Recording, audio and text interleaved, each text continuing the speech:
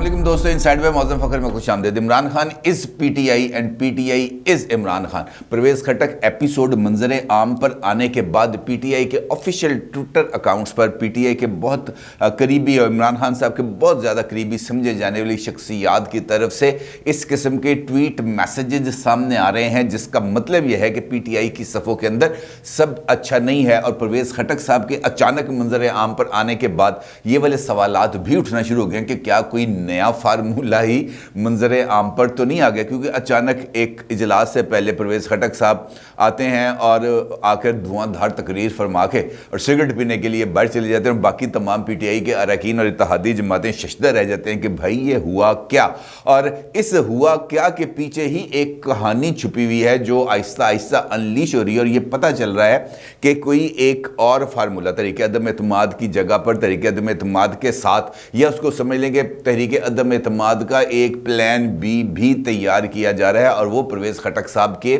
सूरत के अंदर सामने आ रहे हैं। और यही वजह है कि इस फार्मूले को रोकने के लिए, इस फार्मूले को एग्जीक्यूट होने से रोकने के लिए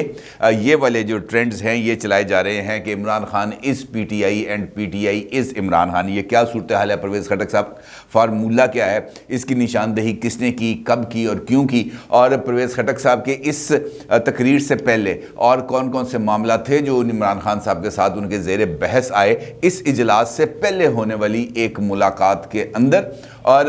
ये जो बातचीत इस वक्त चल रही है तहरीक अदम एतमाद के हवाले से, इसके ऊपर भी बातचीत करेंगे, यानी इन तमाम पहलुओं का अहाता करेंगे। लेकिन उससे पहले एक और इम्पॉर्टेंट चीज़ है जो मैं आपके साथ डिस्कस करना चाहता हूँ, वो है इमरान खान साहब। इमरान खान साहब यानी हर एक मामले में डिस्कशन पे आते हैं, लेकिन इमरान खान साहब ने आज नेशनल सिक्योरिटी के हवाले से जो कौमी पॉलिसी है उसका जो जिसे हम कह सकते हैं कि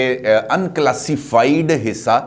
उसके उन्होंने कुछ सेलिएंट फीचर्स बताए हैं। और इस तकरीब के अंदर उन्होंने इस्लामाबाद के अंदर ख़िताब किया। मुईद यूसुफ साहब ने ये डॉक्ट्रिन बनाई है, और इस डॉक्ट्रिन के अंदर हमारे जो फ़ौजी इदारे हैं वो कहा जा रहा है कि वो भी शामिल हैं। और इस तकरीब से ख़िताब करते हुए इमरान खान साहब ने इनफैक्ट दो चीज़ों का एतराफ़ कर लिया है। एक, उनका ये कहना है कि IMF के पास जाना मजबूरी थी, अगर IMF के पास ना जाते तो हमारे लिए बहुत ज़्यादा प्रॉब्लम्स क्रिएट हो जानी थी। और IMF के पास जाने का मतलब ये एतराफ़ होता है कि हम इस वक्त बहुत बुरी सिचुएशंस में हैं, और जब हम IMF के पास जाते हैं तो उसकी शरायत पर अमल दरामद करना पड़ता है। और उन कंडीशंस को तस्लीम करने का मतलब यह है कि आपको आवाम पर बोझ डालना पड़ेगा। इसके साथ साथ उनका ये एक और चीज़ भी है जो उन्होंने कही है। उन्होंने कहा है कि अगर आप IMF के पास जाते हैं तो आपकी सिक्योरिटी मुतासर होती है, मुल्क की मईशत कमज़ोर होगी तो दिफा भी कमज़ोर होगा।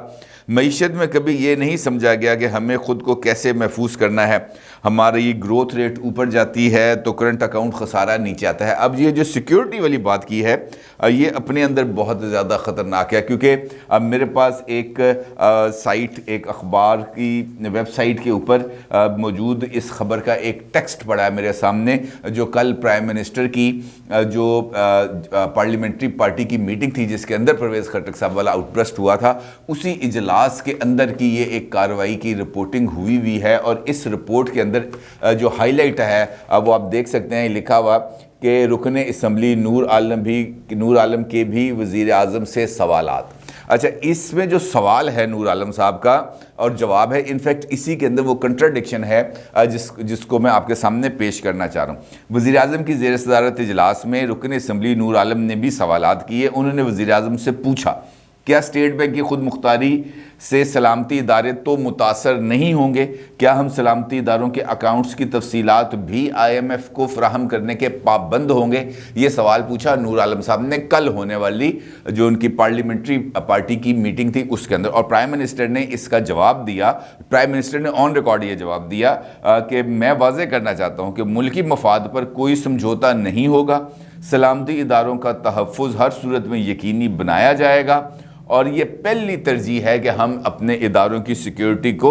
महफूज बनाएं। इसका मतलब ये है कि प्राइम मिनिस्टर ने अपने अरकान असम्बली को कहा कि जनाब ये जो हम IMF के पास गए हैं इससे हमारी नेशनल सिक्योरिटी किसी भी सूरत मुतासर नहीं होगी, और हमें अपने जो दीगर कौमी सलामती से मुंसलिक इदारे हैं उनके अकाउंट्स की डिटेल्स भी हम वहाँ पर नहीं प्रोवाइड करेंगे। लेकिन आज जब उन्होंने ख़िताब किया प्राइम मिनिस्टर हाउस में तमाम सर्विसेज चीफ्स सामने बैठे हुए थे, लोग भी बैठे हुए थे, कौमी सलामती के मुशीर मुईद यूसुफ भी बैठे हुए थे। वहाँ पर उन्होंने इस बात का एतराफ़ किया कि आप अगर IMF के पास जाते हैं तो आपकी सिक्योरिटी मुतासर होगी। अब सवाल ये पैदा होता है कि वो सिक्योरिटी को किस हद तक अब प्राइम मिनिस्टर इमरान खान साहब कंप्रोमाइज़ करना चाह रहे हैं और वो किस एक्सटेंड तक जाएंगे इस सिक्योरिटी को कंप्रोमाइज़ करने के लिए, और क्या हमारे जो नेशनल सिक्योरिटी के इदारे हैं वो ये जो सिक्योरिटी कंप्रोमाइज़ है इसको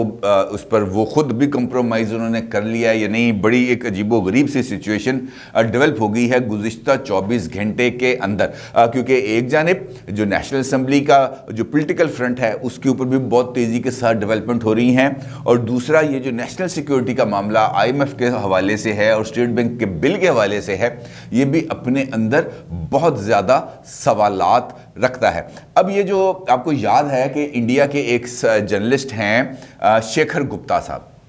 और मुईद यूसुफ साहब ने जिस इंडियन वेबसाइट को ये जो भी रिसेंटली जो वाक़यात हुए थे कश्मीर के हवाले से, उसके बाद जिस जर्नलिस्ट को सबसे पहला इंटरव्यू दिया था वो शेखर गुप्ता साहब ही थे। अच्छा, शेखर गुप्ता साहब, अच्छा इस ये जो अभी मैंने आपको बता रहा हूँ कि ये जो कौमी सलामती पॉलिसी है इसके बारे में ये बताया गया कि इसका कुछ हिस्सा क्लासीफाइड है और कुछ हिस्सा डी क्लासीफाइड है। जो डी क्लासीफाइड हिस्सा है उसकी आज उन्होंने बता दिया प्राइम मिनिस्टर इमरान खान ने, लेकिन जो क्लासीफाइड हिस्सा है उसके बारे में किसी को कुछ नहीं पता कि वो क्लासीफाइड हिस्से के अंदर क्या क्या है। उसी क्लासीफाइड हिस्से की ब्रीफिंग देने के लिए मुईद यूसुफ साहब ने नेशनल जो कमेटी है सिक्योरिटी कमेटी पार्लियामेंट की, उसका भी इजलास बुलाया था जिसपे अपोजिशन ने बाइकआउट कर दिया था। अब शेखर गुप्ता साहब ने अपने एक जो नया उनका वीलॉग आया है उसके अंदर उन्होंने ये जो क्लासिफाइड हिस्सा है इसके कुछ 2-3 फीचर्स जो इंडिया से रिलेटेड हैं और पाकिस्तान इंडिया पॉलिसी से रिलेटेड है इसके ऊपर भी बात की है, और जो इस वक्त तक हमारी जो स्टैंडिंग पोजीशंस हैं उससे हटकर बात की है। उनका ये कहना है शेखर गुप्ता साहब का कि पाकिस्तान जो नई कौमी सलामती पॉलिसी बना रहा है उसके अंदर 2-3 नकात हैं जो शामिल किए जा रहे हैं। एक कि पाकिस्तान अब अगले 5 साल के अंदर जो भारत के साथ तिजारत वाला मामला था जिसके ऊपर इस वक्त तक पाबंदी है, वो तिजारत पर तिजारती पाबंदियां ना सिर्फ हटाएगा बल्कि तिजारत को आगे भी बढ़ाया जाएगा अगले 5 साल के अंदर। और दिलचस्प बात यह है शेखर गुप्ता साहब के मुताबिक कि ये जो इस मरतबा जो ये पाकिस्तान और इंडिया के दरमियान जो ट्रेड होगी, ये ट्रेड कश्मीर की पॉलिसी के साथ और कश्मीर की सूरत हाल के साथ किसी भी सूरत लिंक नहीं होगी, क्योंकि इससे पहले पाकिस्तान ने जब ट्रेड की बात की है इंडिया के साथ तो उसको लिंक भी किया है कश्मीर के साथ। लेकिन इस मरतबा पाकिस्तान की जो पॉलिसी है वो शेखर गुप्ता साहब के मुताबिक कि वो ज़रा थोड़ी सी ओपन है और वो ट्रेड सेंट्रिक भी होगी। और इसके साथ साथ जो दूसरा पहलू जिसका उन्होंने इंकशाफ किया है वो ये है कि पाकिस्तान अब अगले 100 साल के लिए किसी भी किस्म का कोई मुखासमाना रवैया नहीं रखना चाहता इंडिया के साथ, बल्कि वो ये चाहता है कि इंडिया के साथ ट्रेड के ज़रिए और दीगर मामलात के ज़रिए ना सिर्फ ताल्लुकात बेहतर हों बल्कि 100 साल तक मुखासमाना रवैये से परे होकर पाकिस्तान अपनी जो मईशत है अपने मुल्क को अपनी मईशत को ना सिर्फ मजबूत करे बल्कि अपने पैरों पर खड़ा होने की पॉलिसी की तरफ जाए। और ये दोनों जो पहलू हैं जिसका जिक्र किया शेखर गुप्ता साहब ने, इनकी भी बहुत ज़्यादा सिग्निफिकेंस है। अगर तो ये हमारी जो नेशनल सलामती पॉलिसी का हिस्सा है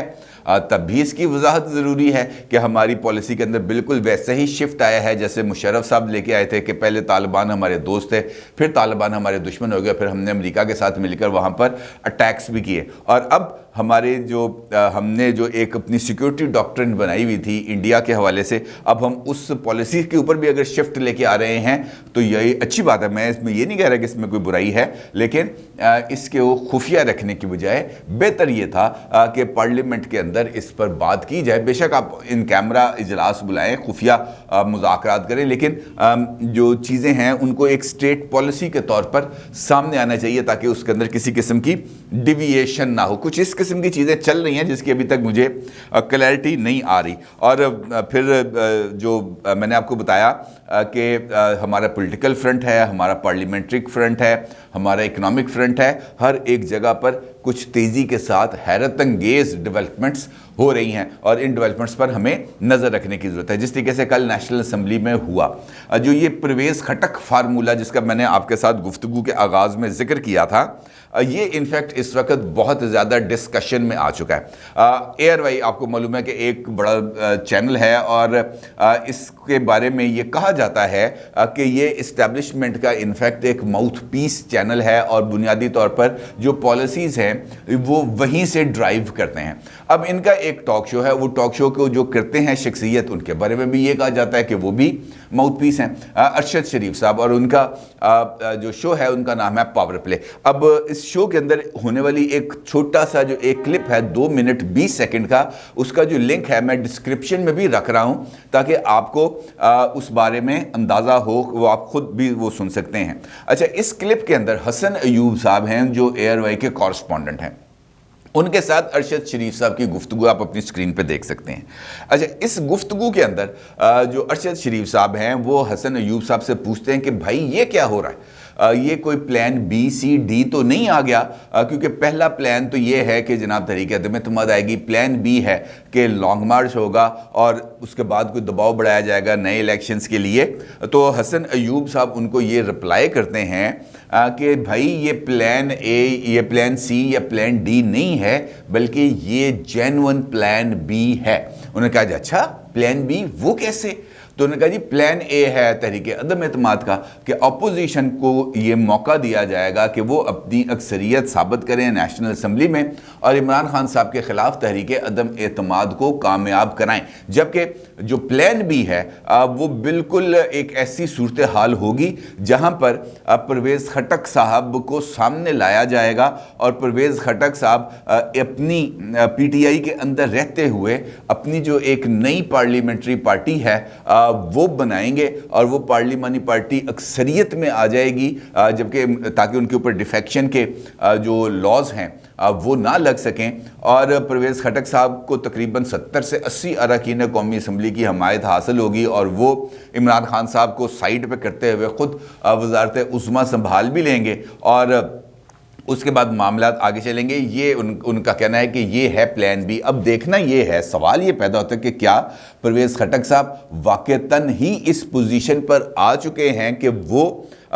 عمران خان صاحب کے خلاف ہاؤس میں ہوتے ہوئے ایک ریبیلین کرے؟ اب یہ جو بغاوت ہے اس کا جو جواب ہے وہ آیا ہے جو اس طرح میں نے آپ سے گفتگو کے آغاز میں کہا تھا کہ Imran Khan is P T I and P T I is Imran Khan, کیونکہ اگر ہم اب یہ والے چین کے سروں کو جوڑیں تو پکچر ہمارے سامنے کلیئر ہوتی ہے۔ پرویز خٹک صاحب کیا کوئی نئی پارلیمانی پارٹی بنانا چاہتے ہیں؟ تو اس کا جواب اس وقت آپ کی سکرین پر ہے اور یہ جواب آیا ہے سینیٹر فیصل جاوید خان صاحب کی طرف سے، کیونکہ فیصل جاوید خان صاحب نے اسی سوال کا جواب دیا ہے، Imran Khan is P T I and P T I is Imran Khan. Imran Khan کا ہی ووٹ بینک ہے کیونکہ عمران خان ہی تحریک انصاف ہے اور تحریک انصاف ہی عمران خان ہے۔ یعنی فیصل جاوید خان صاحب یہ فرماتے ہیں کہ پی ٹی آئی کے اندر اگر کوئی قوت، کوئی فیصلہ ساز ہے تو وہ صرف عمران خان صاحب ہیں اور عمران خان صاحب کی وجہ سے ہی پی ٹی آئی کو ووٹ پڑا اور پی ٹی آئی اقتدار میں آئی۔ اب یہ ان کا یہ کہنے کا مطلب یہ ہے کہ اگر پی ٹی آئی کی پارلیمنٹ کے اندر موجود پارلیمانی پارٹی کو 2 حصوں میں تقسیم کرنے کی کوشش کی جائے گی تو اس کا مطلب یہ ہوگا کہ پارٹی 2 حصوں میں تقسیم ہوگی، لیکن پی ٹی آئی وہی رہے گی جس کی قیادت عمران خان صاحب کریں گے، وہ پارٹی نہیں رہے گی جس کی قیادت پرویز خٹک صاحب، اسد عمر صاحب یا کوئی اور شخصیت کرے گی۔ تو اس کا مطلب یہ ہے اس بات سے کہ پی ٹی آئی کے اندر کوئی اور ایک نئی تقسیم کی بنیاد رکھی جا چکی ہے یا رکھی جا رہی ہے اور پارٹی کے اندر سے ایک نئی پارٹی کا ظہور ہونے جا رہا ہے اور یہ والے عمل کا آغاز انفیکٹ اگر دیکھیں ہم تو نوشہرہ کے اس جلسے سے ہوا تھا جہاں سے پرویز خٹک صاحب نے کہا تھا کہ میں جب چاہوں عمران خان صاحب کو گھر بھیج سکتا ہوں، اور اس کے بعد سے لے کر اب تک جتنی بھی ڈیولپمنٹس ہوئی ہیں وہ اسی بات کی طرف اشارہ کر رہی ہیں کہ عمران خان صاحب کے خلاف ان کی پارٹی کے اندر سے ہی کوئی ایک نیا گروپ، چاہے وہ ترین گروپ ہے، چاہے وہ خٹک گروپ ہے، چاہے وہ اسد عمر گروپ ہے، چاہے وہ شاہ محمود قریشی گروپ ہے، کوئی نئی سے نئی چیز، کوئی نئی سے نئی ڈیولپمنٹس ہوتی جا رہی ہیں اور دیکھنا یہ ہے کہ یہ پلان بی ایگزیکیوٹ ہوگا اور اوپنلی سامنے آئے گا، کیونکہ اس بات کے بھی اشارے مل رہے ہیں کہ پرویز خٹک صاحب کے بعد کچھ اور شخصیات بھی ہیں جو اسی طریقے سے اوپنلی سامنے آ کر عمران خان صاحب کو کنفرنٹ کریں گی، اور کنفرنٹ کرنے کا مطلب یہ ہے کہ ان کا جو اسٹیچر بنا ہوا تھا اب وہ کٹ ٹو سائز ہونے کے ان کے عمل کا آغاز ہوگا، اور وہ واپس جس طرح بنایا گیا تھا اسی طرح بگاڑ کے عمل کا آغاز ہوگا۔ اور دیکھنا یہ ہے کہ یہ صورتحال اب کب تک واضح ہوتی ہے۔ اپنی رائے کا ضرور اظہار کیجیے گا۔ آپ کا بہت شکریہ۔ اللہ حافظ۔